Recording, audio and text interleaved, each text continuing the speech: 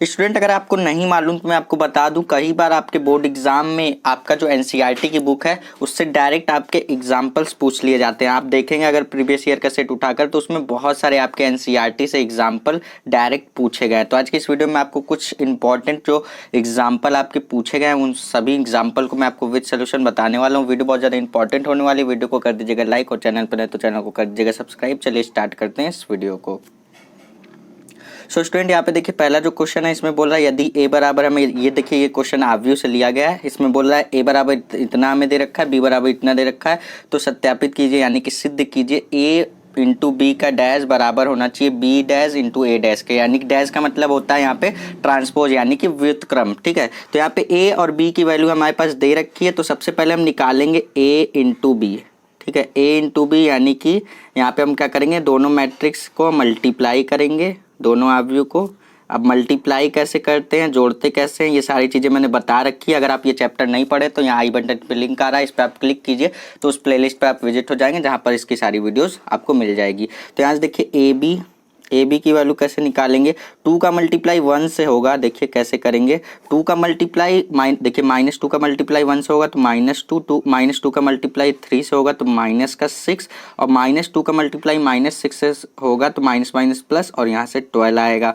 अब उसी तरीके से 4 का मल्टीप्लाई 1 से होगा तो 4, 3 का मल्टीप्लाई 4 से होगा तो 12 और 4 का मल्टीप्लाई -6 से होगा तो माइनस का 24 और 5 का मल्टीप्लाई 1 से तो 5, 5 3 जा 15 और 5 का मल्टीप्लाई -6 से तो माइनस का 30। तो ये हमारे पास किसकी वैल्यू आ गई, ये हमारे पास a इंटू बी की वैल्यू आ गई। लेकिन हमें सबसे पहले हम निकालेंगे a इंटू बी निकाल लिया, अब a इंटू बी का ट्रांसपोज निकालेंगे यानी कि उसका डैश यानी कि उसका व्युत्क्रम निकालेंगे। तो कैसे निकालते हैं, अगर हमें a इंटू बी निकाल लिए, अब इसका अगर हमें डैश निकालना तो क्या करेंगे, जो रो में दे रखा है उसको कॉलम में कर लीजिए यानी कि जो पंक्ति में दे रखा है उसको स्तंभ में कन्वर्ट कर दीजिए।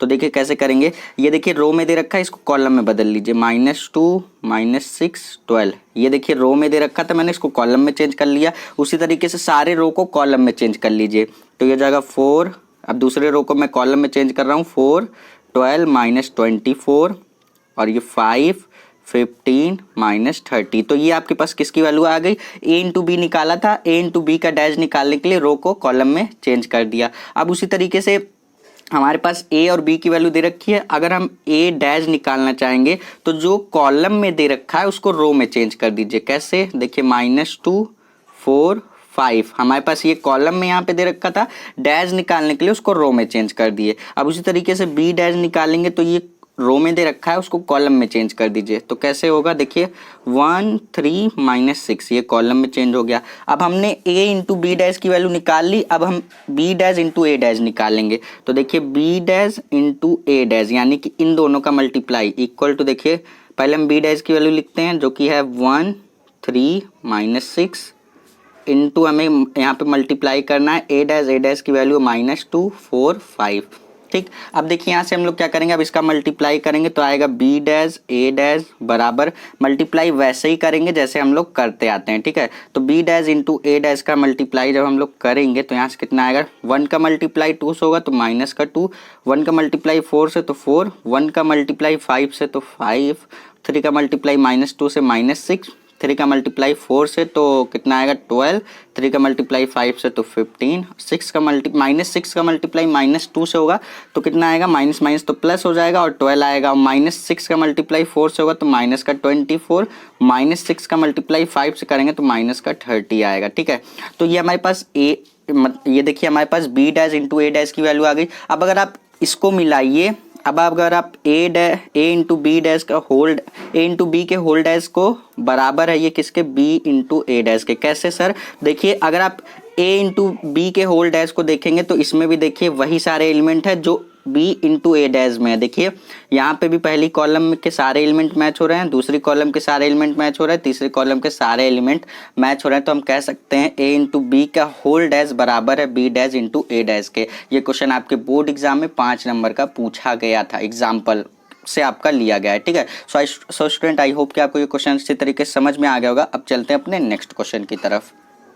तो स्टूडेंट यहाँ पे देखिए ये रहा हमारा नेक्स्ट क्वेश्चन। देखिए इस क्वेश्चन में हमें समाकलन का ये क्वेश्चन है, हम कैसे करेंगे इस क्वेश्चन को। देखिए अगर आप समाकलन चैप्टर भी नहीं पढ़े तो अभी भी समय आप जाकर पढ़ सकते हैं। आई बटन पे लिंक आ रहा है, इस पर भी क्लिक कर दीजिए या फिर लिंक डिस्क्रिप्शन बॉक्स में दिया है, वहाँ से भी जाकर देख सकते हैं। अब स्टूडेंट इसमें देखिए इंटीग्रेशन हमें रूट में दे रखा है एक्स स्क्वायर प्लस 2x और प्लस का 5 और dx, हमें इसका इंटीग्रेशन करना है। तो कैसे करेंगे, सबसे पहले इसका हम गुणनखंड करेंगे, ठीक है। तो i इक्वल टू यहाँ से गुणनखंड करेंगे तो कैसे बनेगा, इंटीग्रेशन ऑफ यहाँ पे रूट में देखिए इसका गुणनखंड करेंगे तो हमारे पास क्या बनेगा, एक तो बनेगा x प्लस यहाँ से बनेगा x प्लस 1 का होल स्क्वायर और प्लस का 4 बनेगा और यहाँ से dx। अब हम क्या करेंगे, यहाँ पे एक चीज़ हम करेंगे, यहाँ पे मानेंगे लेट यानी कि माना, यहाँ पे हम करेंगे x प्लस 1 को हम क्या करेंगे, x प्लस 1 को हम लोग मान लेते हैं y, ठीक, x प्लस 1 को y मान लेते हैं। अब इसको डिफ्रेंशिएट कीजिए, जिसको आप मानेंगे उसको डिफ्रेंशिएट करेंगे यानी कि अवकलन करेंगे। तो x का तो होगा क्योंकि x में यहाँ पे देखिए x का dx हो जाएगा और 1 का होगा नहीं, 1 क्या है, कांस्टेंट है क्योंकि उसमें कोई x का फंक्शन है नहीं, तो वो क्या हो जाएगा कांस्टेंट। तो कांस्टेंट का डिफ्रेंशिएशन 0 हो जाता है, तो ये 0 हो गया, x का dx हो गया बराबर y का करोगे तो dy हो जाएगा, ठीक। अब यही दो चीज़ हमें यूज होगी इसमें, ठीक। तो देखो कैसे करेंगे, यहाँ से देखो i equal to integration of, यहाँ से लिखोगे रूट ऑफ, यहाँ पे देखो 1 प्लस माफ़ कीजिएगा x प्लस 1 को हमने y माना है तो y हो जाएगा, स्क्वायर है इसका तो स्क्वायर y स्क्वायर हो जाएगा, प्लस यहाँ पे 4 है तो 4 को हम क्या लिख सकते हैं, 4 को हम लोग लिख सकते हैं 2 का स्क्वायर, तो 2 का स्क्वायर लिख दिया और यहाँ से dx कर दिया। क्लियर है इतनी बात।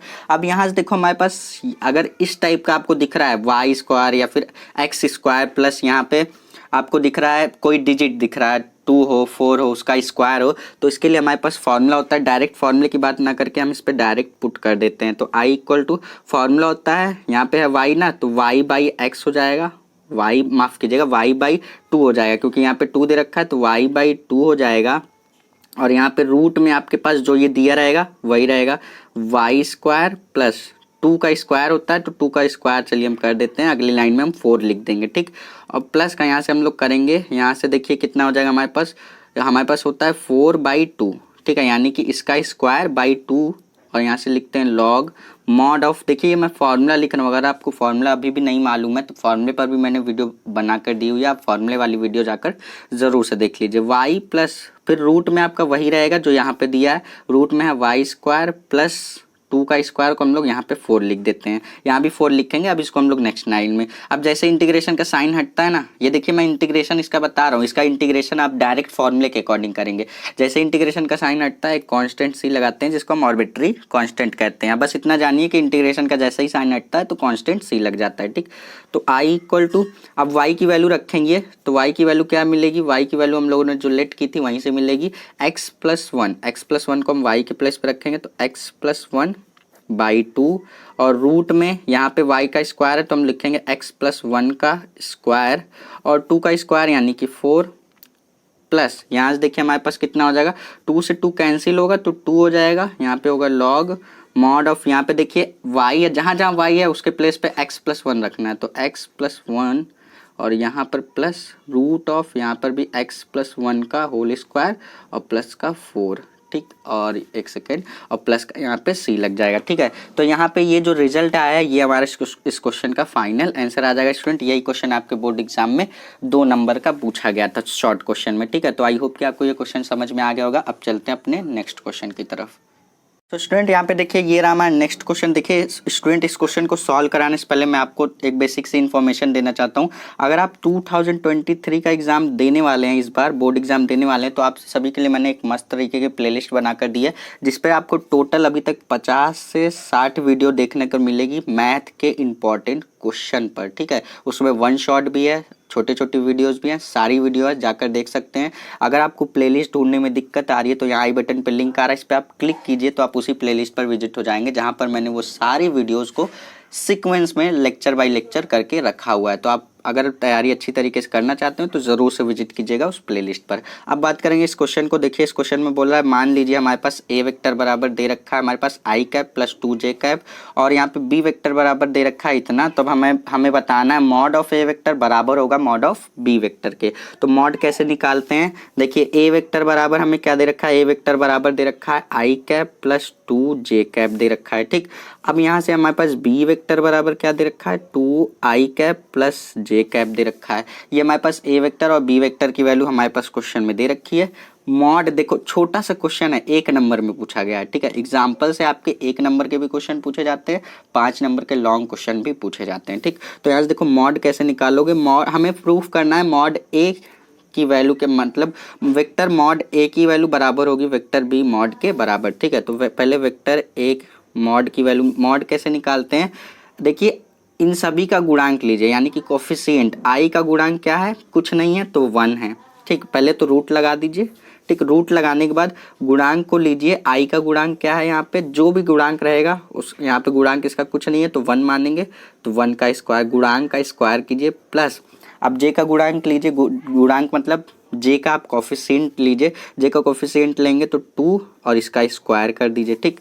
तो अब मॉड ऑफ ए वेक्टर बराबर आपके पास रूट में क्या आ जाएगा, रूट में आपके पास आ जाएगा 1 + 2 यानी माफ़ कीजिएगा 1 + 4 आएगा यहाँ पे, तो यानी कि रूट में आपके पास क्या आ गया 5 आ गया, ठीक। अब हम इसी तरीके से निकालेंगे मॉड ऑफ यहाँ पे वेक्टर बी, अगर वो भी √5 आ जाएगा तब हम कह सकते हैं ये दोनों क्या होंगे आपस में बराबर होंगे। चलो निकाल के देख लेते हैं, मॉड ऑफ बी वेक्टर बराबर कैसे निकालेंगे, इसका गुणांक लीजिए, रूट में आपके पास क्या करना है आई का गुणांक लीजिए, इसका स्क्वायर कर दीजिए, प्लस जे का गुणांक कुछ नहीं है तो 1 है, 1 का स्क्वायर कर दीजिए।